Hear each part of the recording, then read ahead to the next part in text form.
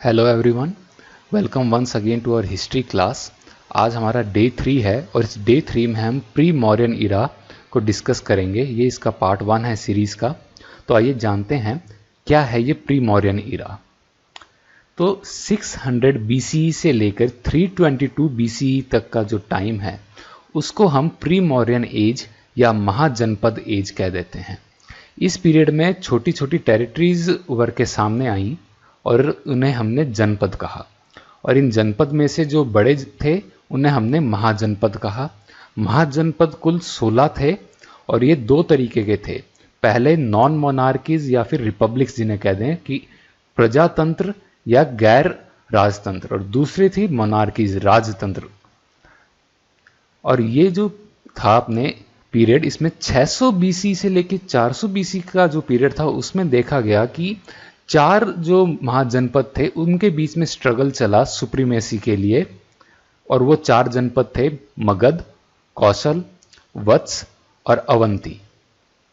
आखिर में मगध इन सब में से सबसे शक्तिशाली और सबसे प्रॉस्परस उभर के सामने आया।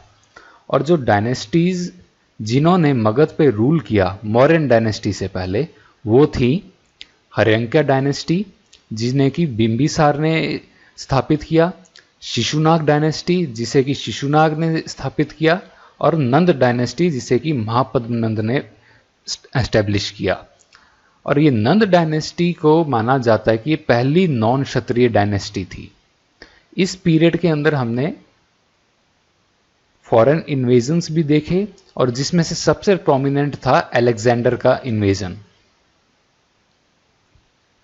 तो आइए देखते हैं हमारा पहला question. Which area of India was known as Avantika in ancient times? Bharat के किस क्षेत्र को प्राचीन काल में अवंतिका के रूप में जाना जाता था? तो इसका करेक्ट आंसर है मालवा। जो ये आपका मालवा रीजन है, इसमें क्या अवंती जो था एंशिएंट किंगडम, ये प्रेजेंट डे मालवा रीजन में था मध्य प्रदेश के। इसकी कैपिटल थी उज्जैन। उज्जैन आपको ध्यान होगा शिप्रा नदी के किनारे पर है। और it was one of the 4 महाजनपद, जो मैंने आपको बताए थे 4 महाजनपद जिनके बीच में स्ट्रगल चला था सुप्रीमेसी के लिए, उनमें से ये एक था Avanti. The first tirthankar of the Jains was, जैनों के पहले तीर्थंकार कौन थे? तो इसका करेक्ट आंसर है आपका ऋषभदेव। जो जैन हैं इनके 24 तीर्थंकार हुए हैं। इनमें से पहले थे ऋषभदेव, 23वें थे पार्श्वनाथ, और आखिरी थे महावीर। तो आपको यही नाम याद करने की जरूरत है, आपको 24 के 24 याद करने की जरूरत नहीं है, आपसे याद होंगे भी नहीं। अब जान लेते हैं ये जो तीर्थंकार थे इनके सिंबल जो थे वो क्या थे। तो ऋषभदेव थे, उनका चिन्ह था बुल यानी कि सांड। पार्श्वनाथ जो थे इनका था सांप स्नेक, और महावीर जो थे इनका सिंबल था लायन शेर। यवनिका or curtain was introduced in Indian theatre by which of the following? यवनिका या पर्दा भारतीय रंगमंच में निम्नलिखित में से किसके द्वारा पेश किया गया था? तो ये पेश किया गया था ग्रीक्स यानी कि यूनानियों के द्वारा। Who among the following was the first to invade India? निम्नलिखित में से कौन भारत पर आक्रमण करने वाला पहला व्यक्ति था? तो इन ऑप्शंस में से अगर देखें तो सबसे पहला था डेरियस वन। लेकिन आप देखेंगे सबसे पहले जो इन्वेजन किया था वो किया था साइरस ने, और ये आया था पर्शिया से, जो कि आज है मॉडर्न डे ईरान। इसने इन्वेजन किया था 550 BCE में। डेरियस वन था, ये साइरस का ही ग्रैंडसन था, और इसने इंडिया पे अटैक किया था 516 BCE में। डेरियस वन का जो सक्सेसर हुआ वो था जेरसिस, और इसने इंडियंस के साथ काफी बैटल लड़े। और ये जो सेल्यूकस है ये अलेक्जेंडर के अंडर का जो इन्फेंट्री जनरल था, जो पैदल सेना होती है उसका जनरल था, और अलेक्जेंडर की डेथ के बाद इसको ये चार्ज मिला, इसका ईस्टर्न जो टेरिटरीज थी, लार्ज चंक नहीं, ईस्टर्न जो टेरिटरीज थी उसका चार्ज सेल्यूकस को मिला था। और सेल्यूकस को हराया था चंद्रगुप्त मौर्य ने। With which of the following is the classic जीवक चिंतामणि इन तमिल एसोसिएटेड? निम्नलिखित में से किसके साथ तमिल का ये जो क्लासिक है जीवक चिंतामणि जुड़ा हुआ है? तो इसका करेक्ट आंसर है जैनिज्म। ये जैन धर्म के साथ जुड़ा हुआ है। जीवक चिंतामणि, जिसका ट्रांसलेशन है फेब्युलस जेम, यानी कि शानदार जो जवाहरात जो है, ये एक महाकाव्य कविता है जिसे कि तमिल के 5 महाकाव्यों में से एक गिना जाता है। और तमिल के 5 महाकाव्य जो हैं उनमें से बाकी 4 हैं, उनके नाम हैं मणिमेगलाई, सिलप्पडिकरम, वलयपति और कुंडलकेसी। और इसे कंपोज किया गया था 10th सेंचुरी सीई में बाय जैन मंक, जो एक जैन साधु है जिनका नाम था तिरुतक तेवर। और इस एपिक के अंदर किस चीज की व्याख्या की गई है? तो ये जो जैन धर्म के जो सिद्धांत हैं उनकी व्याख्या की गई है इसके अंदर। तो आपका करेक्ट आंसर हुआ Jainism. Where did lord Buddha give his maximum sermons? भगवान बुद्ध ने अपने अधिकतम उपदेश कहां दिए थे? तो भगवान बुद्ध ने अपने सबसे ज्यादा उपदेश दिए थे श्रावस्ती ने। श्रावस्ती है उत्तर प्रदेश में। अब देखें कि भगवान बुद्ध से जुड़ी हुई महत्वपूर्ण जगह और कौन कौन सी हैं। तो लुम्बिनी जो नेपाल में है वो उनके जन्म का स्थान था। बोध गया जो बिहार में है, यहां पे इनका निर्वाण हुआ था, जो एनलाइटनमेंट हुआ था। सारनाथ जो कि उत्तर प्रदेश में, यहां पे इन्होंने अपना पहला उपदेश दिया था, फर्स्ट सरमन। कुशीनगर जो कि उत्तर प्रदेश में है, यहां पे इनका महापरिनिर्वाण यानी कि इनकी मृत्यु हुई थी। और राजगीर बिहार, ये वो जगह थी जहां पर ये इन्होंने पहली बार जब महाभिनिष्क्रमण के बाद जो पहली बार किस जगह को विजिट किया था तो वो थी राजगीर। महाभिनिष्क्रमण क्या था? जो इन्होंने गृह त्याग किया था उसको कहते हैं महाभिनिष्क्रमण।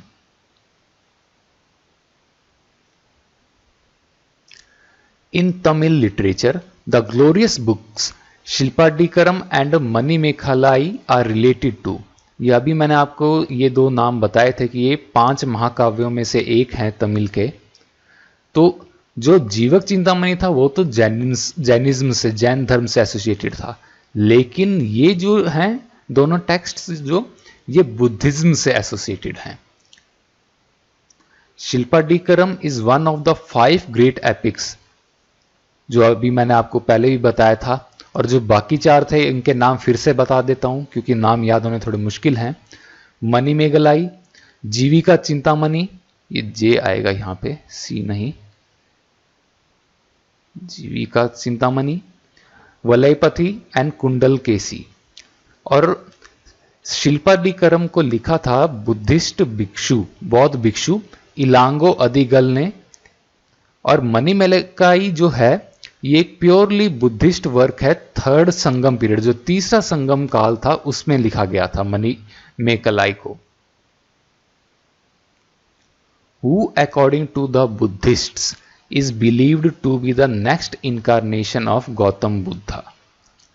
बौद्धों के अनुसार गौतम बुद्ध का अगला अवतार कौन माना जाता है? तो इसका करेक्ट आंसर है Maitreya. Maitreya is foretold as the future Buddha of this world in Buddhist eschatology. जो ये बुद्धिज्म का जो ये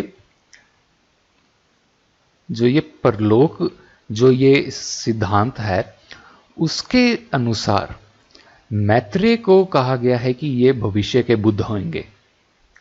और अत्रेय अपने हिंदू धर्म के एक महान ऋषि हुए और आयुर्वेद के बहुत बड़े ज्ञानी थे। नागार्जुन जो बौद्ध भिक्षु, एक बौद्ध फिलोसोफर बहुत बड़े हुए ये।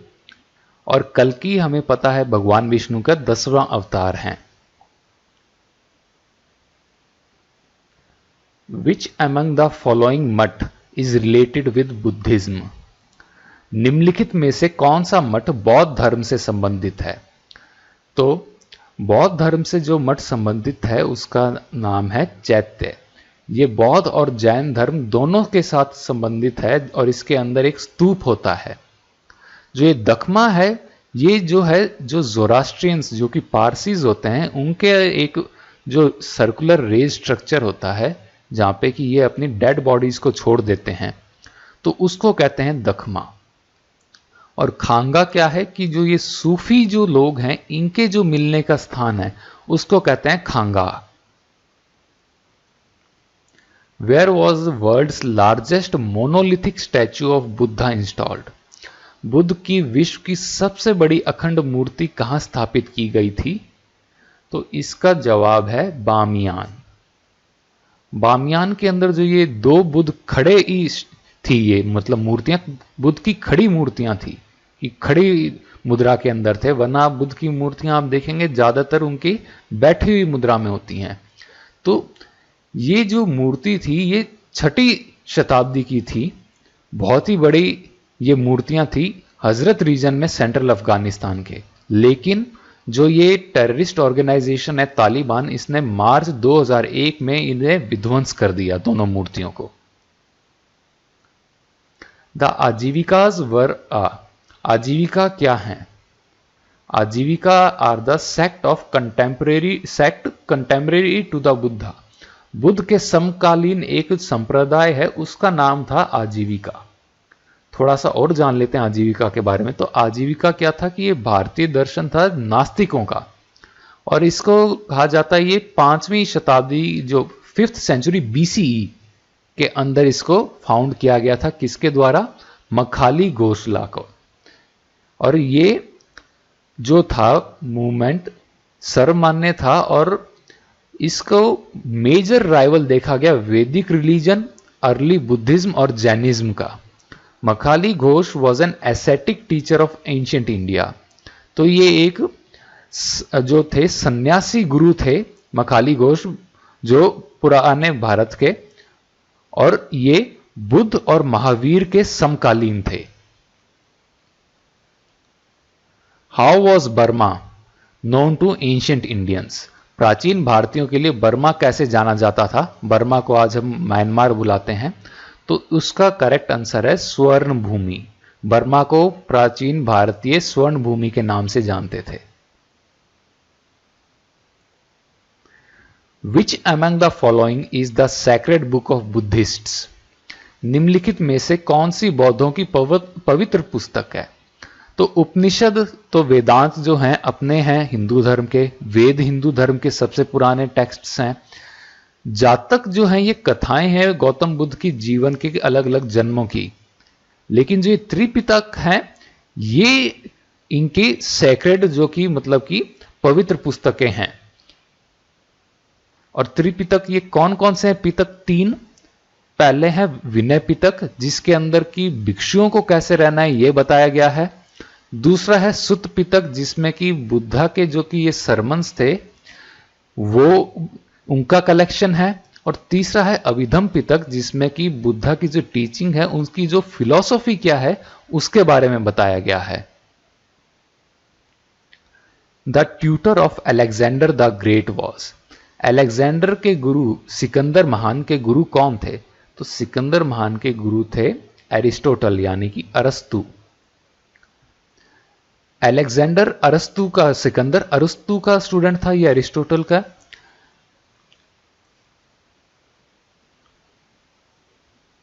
ये स्टूडेंट रहा एरिस्टोटल का।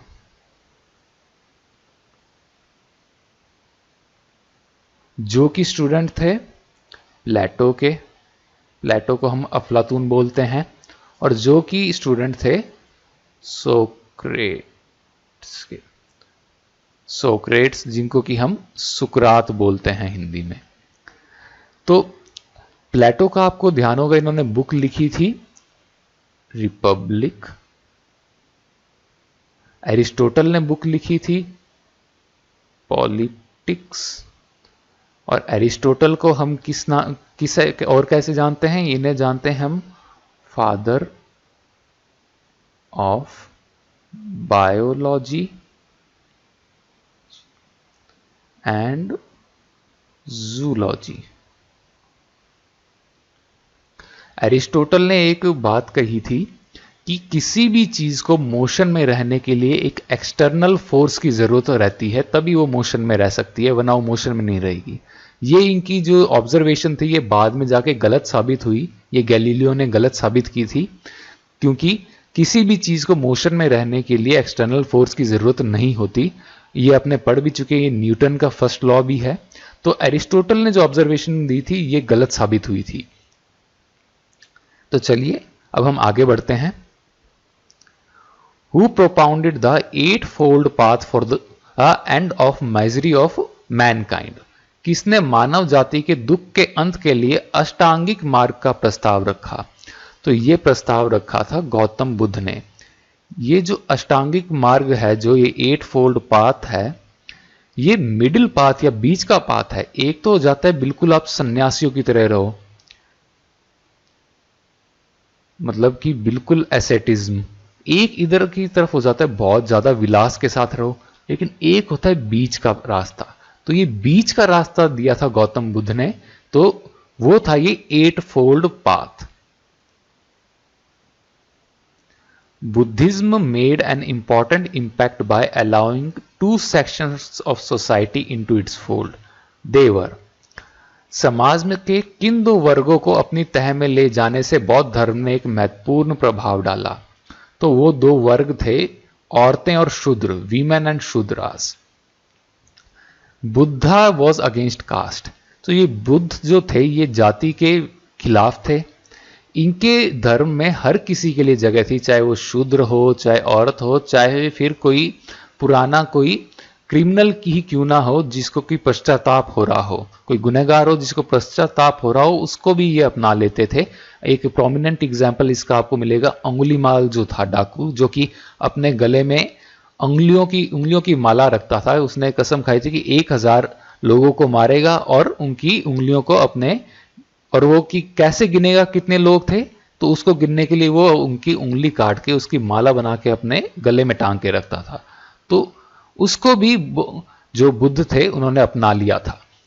तो the Buddhist scriptures were available to all man and women. जो बुद्धिस्ट जो ये स्क्रिप्चर्स थे ये सभी आदमी औरतों को बराबर उपलब्ध थे, और बुद्धा ने यही कहा था कि ये जो भी डिस्टिंक्शंस या कोई भी डिस्क्रिमिनेशन है इसको खत्म किया जाना चाहिए, और सोशल इक्वालिटी प्रमोट की थी बुद्धा ने।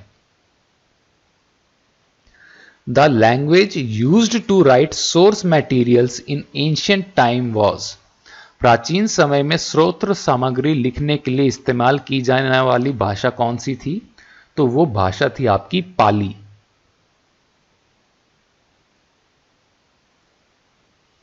Bull in Buddhism is associated with which event of Buddha's life? बौद्ध धर्म में सांड बुद्ध के जीवन की किस घटना से जुड़ा है? तो सांड जुड़ा है उनके जन्म से। तो आइए जान लेते हैं कि कौन सा सिंबल उनकी किस घटना से जुड़ा है, थोड़ा सा डिटेल में। तो जन्म, lotus and bull. The great departure जिसे कहते हैं महाभिनिष्क्रमण, उसका कहते हैं घोड़ा। महाभिनिष्क्रमण क्या था? जो इन्होंने ग्रह त्याग किया था उसको कहते हैं, तो उसका सिंबल है हॉर्स, घोड़ा। एनलाइटनमेंट जो कि निर्वाण हुआ, उसका सिंबल है बोधि वृक्ष। और पहला जो इन्होंने सरमन दिया, उपदेश दिया, उसका कहते हैं धर्मचक्र परिवर्तन। उसका सिंबल है 8 स्पोक्ड व्हील। ये जो गोला, ये चक्र जिसमें कि 8 ऐसे स्पोक्स हों, समझ रहे हैं? तो वो इनके धर्म चक्र परिवर्तन का सिंबल है। और जो इनकी मृत्यु है, परिनिर्वाण, उसका सिंबल है स्तूप। बुद्ध का मतलब क्या है? बुद्ध का अर्थ है जो कि एनलाइटन वन, जो कि प्रबुद्ध हो गया, उसको कहते हैं बुद्ध। क्योंकि बुद्ध का असली नाम आपको पता होगा सिद्धार्थ गौतम था। इनके जो पिता थे उनका नाम क्या था? शुद्धोधन। और इनकी जो माता थी उनका नाम था महामाया। लेकिन आपको ध्यान होगा कि बुद्ध के जन्म के कुछ समय बाद ही इनकी माता की मृत्यु हो गई थी। तो इनकी फिर जो विमाता आई उनका नाम था गौतमी। और बुद्ध की शादी हुई यशोधरा के साथ, और इनका एक बेटा भी हुआ जिसका नाम रखा राहुल। कंथक इनका प्रिय घोड़ा था, और इनके जो पहले जो गुरु थे उनका नाम था Alara Kalama. Name the clan Buddha belonged to. Buddha का वंश कौन सा था? तो बुद्ध का वंश था आपका शाक्य वंश। Shakya was an ancient tribe of Janpad of the Indian subcontinent in first millennium BCE। तो शाक्य एक पुराना जनपद था 1000 BCE में जो था, और बुद्धिस्ट टेक्स्ट के अंदर शाक्य को बताया गया है कि ये शाक्य जनपद के ये इनहेबिटेंट्स थे और ये क्षत्रिय वर्ण से थे और इनकी गोत्र थी Gautam. Mention the place where Buddha attend enlightenment. उस जगह का उल्लेख करें जहां बुद्ध को आत्मज्ञान हुआ था। तो उस जगह का नाम है बोध गया। बोध गया में इनको आत्मज्ञान हुआ था बोधि वृक्ष के नीचे बैठ के। विच one of the following was the last Buddhist text produced in India. निम्नलिखित में से कौन सा भारत में निर्मित अंतिम बौद्ध ग्रंथ था? तो इसका नाम था वंस्थापकसिनी, ऑप्शन नंबर 4। वंस्थापकसिनी जो है ये आखिरी बुद्धिस्ट टेक्स्ट था जो कि इंडिया में प्रोड्यूस हुआ था। इसके अंदर हमें इंफॉर्मेशन मिलती है जो मौर्यंस थे उनके ओरिजिन की, उनकी उत्पत्ति की। Alexander and Porus fought a battle at. Sikandar और पोरस की लड़ाई कहां लड़ी गई थी? तो सिकंदर और पोरस की लड़ाई लड़ी गई थी हाइडेस्पेस में। जो ये हाइडेस्पेस का जो ये युद्ध था ये 326 बीसी में लड़ा गया था अलेक्जेंडर और पोरस के बीच में। पोरस पौरव किंगडम का था और ये किस नदी के किनारे लड़ा गया था? ये झेलम नदी के किनारे लड़ा गया था। तो कल को अगर क्वेश्चन पूछा जाए कि किस नदी के किनारे सिकंदर और पोरस, अलेक्जेंडर और पोरस लड़े थे, तो आंसर होगा Jhelum. After Alexander's death the eastern part of his empire came under. Sikandar की मृत्यु के बाद उसके साम्राज्य का पूर्वी भाग किसके अधीन आ गया था? तो ये मैंने आपको इनिशियली ही बता दिया था कि ये अंडर आया था सेल्यूकस निकेटर के, और सेल्यूकस को हराया था किसने? चंद्रगुप्त मौर्य ने। The early Buddhist scriptures were composed in. प्रारंभिक बौद्ध धर्म ग्रंथों की रचना कौन सी भाषा में की गई थी? तो उस समय जब बुद्धा के समय की भाषा जो मेन थी वो थी पाली। तो आपको आरंभिक जो भी बुद्धिस्ट स्क्रिप्चर्स मिलेंगे वो पाली भाषा में ही मिलेंगे। Gautam Buddha expired at. गौतम बुद्ध की मृत्यु कहां हुई थी? तो गौतम बुद्ध की मृत्यु हुई थी कुशीनगर में। सारनाथ में तो इन्होंने पहला उपदेश दिया था, बोध गया में इन्हें ज्ञान की प्राप्ति हुई थी और लुम्बिनी में इनका जन्म हुआ था। और बुद्ध का जीवन काल कब से कब तक था? तो बुद्ध का जीवन काल रहा 563 बीसी से लेके 483 बीसी तक। 80 साल का इनका जीवन काल था गौतम बुद्ध का।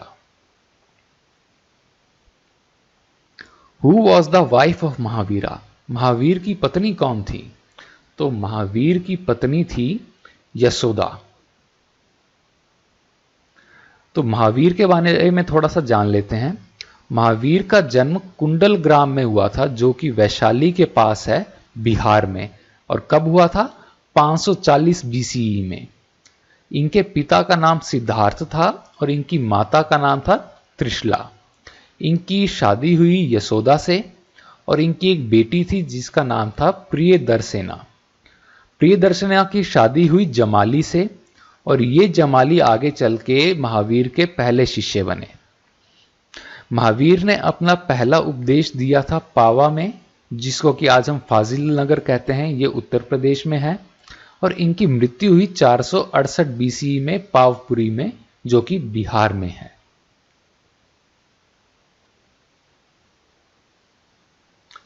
Varthaman Mahavira is also known as. Vardhaman Mahavira को और किस नाम से जाना जा सकता है? तो इन्हें जाना जाता है जैना नाम से। तो जैना शब्द का मतलब क्या होता है? जैना शब्द का शाब्दिक अर्थ है जिसने विजय प्राप्त कर ली हो। किस चीज पे विजय प्राप्त की हो? तो विजय प्राप्त की हो उसने अपने प्रेम पे, घृणा पे, आनंद पे, विलास पे, पीड़ा पे, लगाव पे, और ये जो अपने विद्वेष पे। और इस प्रकार इन चीजों पर विजय प्राप्त करके वो अपना इंसान अपनी आत्मा को मुक्त कर लेता है कर्म के बंधन से। और ये कर्म के बंधन क्या करते हैं कि उसका जो ज्ञान, अनुभूति, सत्य और उसकी काबिलियत को वो छुपाते हैं। तो ये जो जैना वर्ड है इसी से जैनिज्म डिराइव हुआ है। Lord Mahavira died eight, Mahavir भगवान जो हैं उनका निधन कहां पर हुआ था? तो यह भी मैंने आपको बताया था थोड़ी देर पहले, ये पावपुरी बिहार में हुआ था इनका निधन। Who wrote the grammatical work Ashtadhyayi, व्याकरण संबंधी कार्य अष्टाध्यायी किसने लिखा? तो अष्टाध्यायी लिखा था आपका पाणिनि ने। और बाकी ऑप्शंस, ये जो चर्वक है, चर्वक क्या था? चर्वक वॉज ऑल्सो कॉल्ड लोकायुक्त, ये लोकायुक्त नाम से भी जानते थे। और ये पुरानी इंडियन फिलॉसफी थी जिसको कि दिया था बृहस्पति ने। कौटिल्य जो हैं इन्होंने बुक लिखी थी कौन सी? अर्थशास्त्र। और कपिल मुनि इन्होंने आपको क्या दिया था? इन्होंने दिया था आपको सांख्य दर्शन। पाणिनि हैं, इनको हम संस्कृत की जो व्याकरण है उसके उनके पिता के रूप में भी जानते हैं।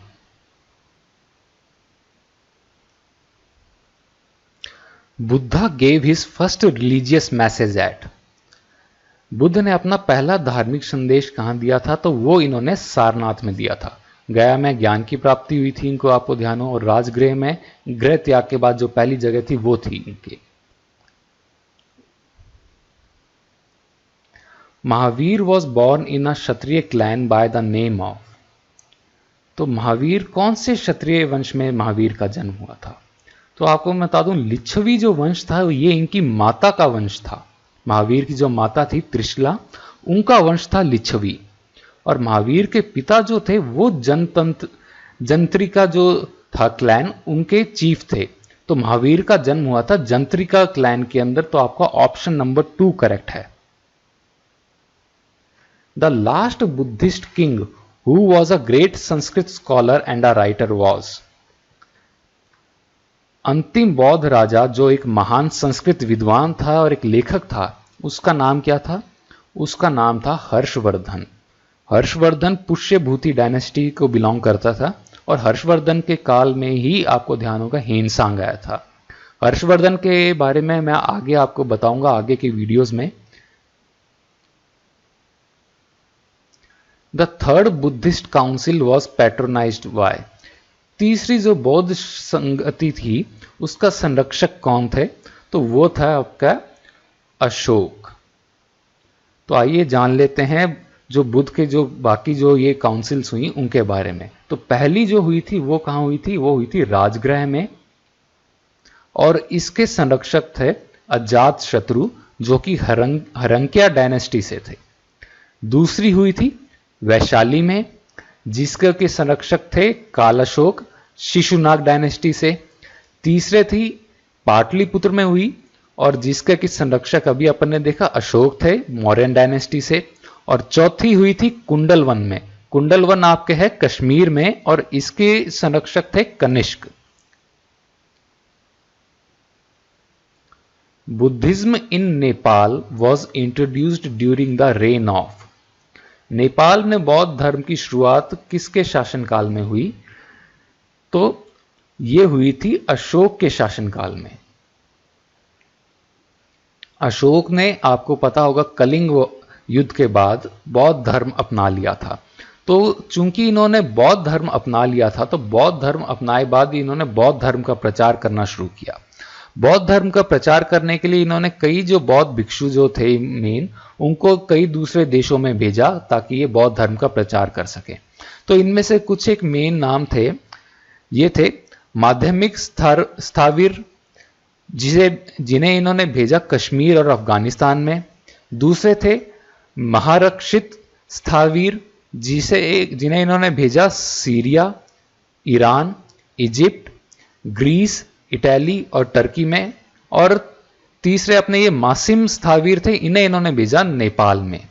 ये स्थावीर क्या है? स्थावीर निकाय है, ये बौद्ध स्कूल का एक बहुत पुराना बौद्ध स्कूल है। तो उसके जो भिक्षु थे उनको अशोक ने दूसरे देशों में भेजा था। Which ruler murdered his father Bimbisara to ascend the throne? किस शासक ने सिंहासन पर बैठने के लिए अपने पिता बिंबिसार की हत्या की थी? तो उसका आंसर है आपका अजातशत्रु। अजातशत्रु हर्यंका डायनेस्टी के थे। हर्यंका डायनेस्टी के फाउंडर थे बिंबिसार। अजातशत्रु के बेटे का नाम था उदयन जी, और उदयन ने फाउंड किया था पाटलिपुत्र को। तो अगर क्वेश्चन आता है कि पाटलिपुत्र का फाउंडर का नाम क्या था, तो आपका आंसर होएगा Udayan. Mahavira's first disciple was? Mahavir के पहले शिष्य कौन थे? तो महावीर के पहले शिष्य मैंने आपको बताया था जमाली थे, जो कि इनके दामाद थे।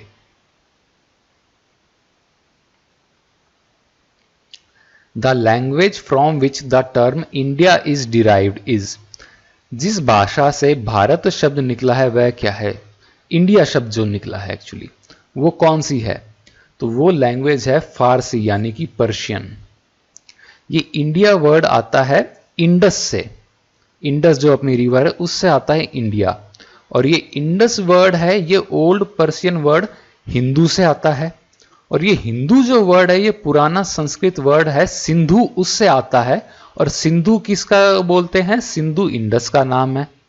तो अपने देखेंगे कि अपने जो नेम के ओरिजिन हुआ है ये इंडस वैली से हुआ, इंडस रिवर से हुआ है। और कौन सी लैंग्वेज है? ये पर्शियन लैंग्वेज है। Vaishakh Purnima has a great significance because it was on this day. Vaishakh Purnima का बड़ा महत्व है क्योंकि इसी दिन बुद्धा का जन्म हुआ था, बुद्धा का ज्ञान की प्राप्ति हुई थी, बुद्धा की मृत्यु हुई थी। तो ये तीनों ऑप्शन ही सही है। तो आपका option number 4 all of the above correct है। ये वैशाख पूर्णिमा कब आती है? ये मई के, अप्रैल एंड या मई के अंदर आती है। ये चैत्र मास के बाद आती है। चैत्र मास आपका लग जाता है होली के दिन। चैत्र मास के बाद मास के बाद वैशाख आता है। वैशाख पूर्णिमा के बाद आपका मास लगता है ज्येष्ठ, जो कि आपका गर्मी का महीना होता है। The tax which the kings used to collect from the people in the Vedic period was? जो राजाओं द्वारा वैदिक काल में जनता से जो कर वसूला जाता था उसे क्या कहा जाता था? उसे कहा जाता था बलि। तो बलि से आप ये कंफ्यूज मत होइएगा कि बलि का मतलब है एनिमल सैक्रिफाइस, नहीं। बलि अगर आपने जो हवन के अंदर कोई भोजन डालते हैं वो भी एक बलि ही है। तो बलि का मतलब एनिमल सैक्रिफाइस नहीं होता। तो बलि का मतलब है कोई भी आप सैक्रिफाइस दे रहे हो।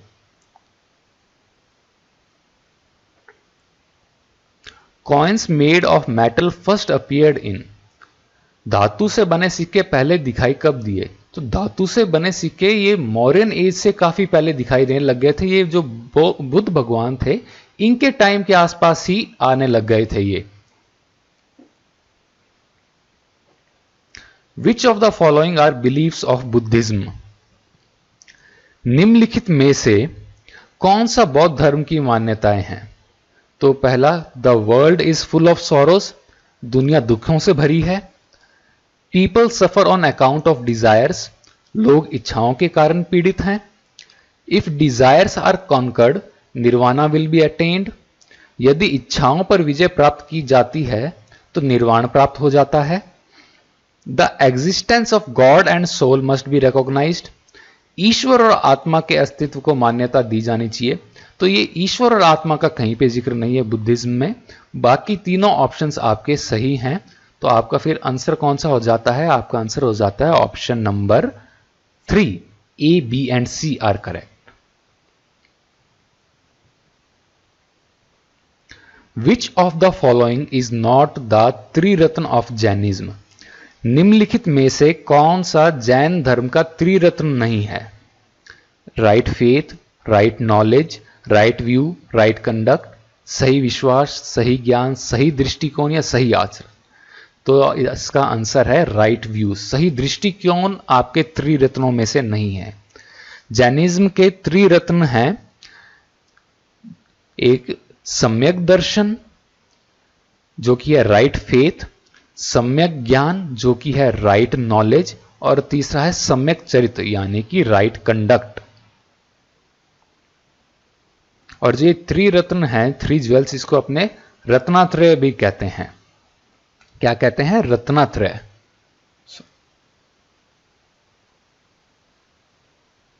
The religion which preached desire is the cause of all sufferings is. धर्म जिसने कहा इच्छा सभी कष्टों का कारण है, उसका क्या नाम है? तो उसका नाम अभी अपन ने थोड़ी देर पहले ही बुद्धिज्म के बारे में पढ़ी थी, 3 बातें, तो उनमें से यही था एक। तो आंसर है बुद्धिज्म।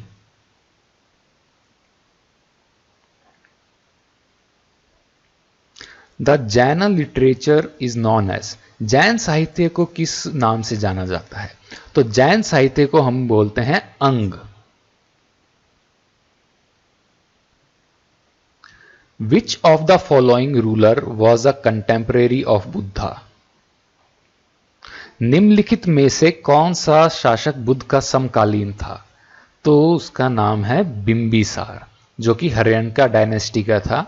बिंबिसार के बारे में और बता दूं, बिंबिसार ने ही जीवक की जान बचाई थी। बिंबिसार एक बार जब शिकार करने जा रहे थे तो जीवक कोई गड्ढे में पड़े मिले थे। जीवक अपने एक बहुत बड़े वैद्य हुए हैं, तो बिंबिसार ने जीवक की जान बचाई थी। और क्योंकि वो बहुत ही कठिन परिस्थितियों में वो बालक जिंदा रहा था, इसलिए उसका नाम जीवक रखा गया था। अब जीवक जो वैद्य थे वो महात्मा बुद्ध और बिंबिसार के पर्सनल वैद्य थे, और ये बहुत बड़े वैद्य हुए हैं जीवक अपने।